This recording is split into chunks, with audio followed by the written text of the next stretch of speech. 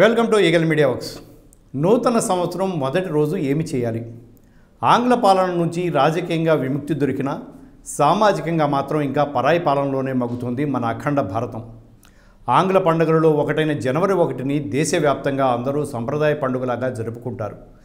భారతదేశం అంటే ప్రేమ ఉన్నవారు కూడా ఆంగ్ల సంస్కృతి ప్రభావంలో పడిపోయి సంబరాలు జరుపుకుంటారు.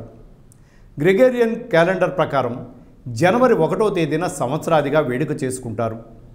భారతదేశం అరెమరికలు లేకుండా అన్ని మతాలను, వేషభాషలను, సంస్కృతి సంప్రదాయాలను స్వాగతిస్తూ వస్తుంది. మన మంచితనాన్ని అవకాశంగా తీసుకొని దేశం మొత్తాన్ని ఆక్రమించిన ఆంగ్లేయులు తమ సంప్రదాయాలను మన సమాజం మీద బలవంతంగా రుద్దారు. ఇది స్వాతంత్రం ముందు నుంచి మొదలైన దుర్గతి. శాలివాహన శకం ప్రకారం చైత్రమాసం మొదటి రోజున ఉగాదిగా దేశం మొత్తం పండుగ చేసుకుంటుంది.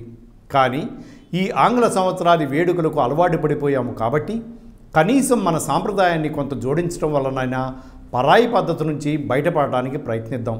సంవత్సరాది కాబట్టి ఉదయాన్నే సూర్యోదయానికి పూర్వమే లేచి చక్కగా దంతావధాన స్నానాధికాలు ముగించుకొని ఆదిశక్తిని కొలవాలి. ఏ రూపంలో కొలిచినా పలుకుతుంది అమ్మ.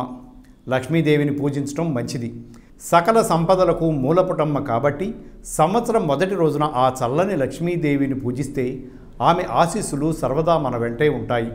అన్ని రకాల ఐశ్వర్యాలతో పాటు జ్ఞాన సంపద కూడా వృద్ధి చెందుతుంది.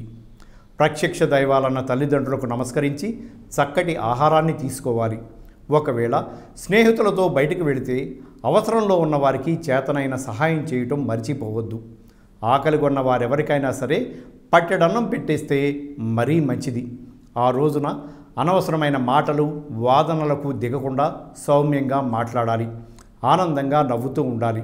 సాయంత్రం ఏదైనా గుడికి వెళ్ళి సంవత్సరం అంతా గడపడానికి కావలసిన ప్రశాంతతను భావన చేసుకోవాలి. ఎటువంటి పరిస్థితి ఎదురైనా ఒడ్డి నిలబడే ధైర్యం ప్రసాదించమని ఆ దేవదేవుడిని వేడుకోవాలి. రాత్రికి హనుమంతుణ్ణి స్మరిస్తూ నిద్రించాలి. ఈ విధంగా చేసినట్లయితే సంవత్సరమంతా జీవితంలో ఆనందోత్సవాలు వెల్లివిరుస్తాయి. సర్వే జన సుఖినో భవంతు. Thanks for watching eagle media works.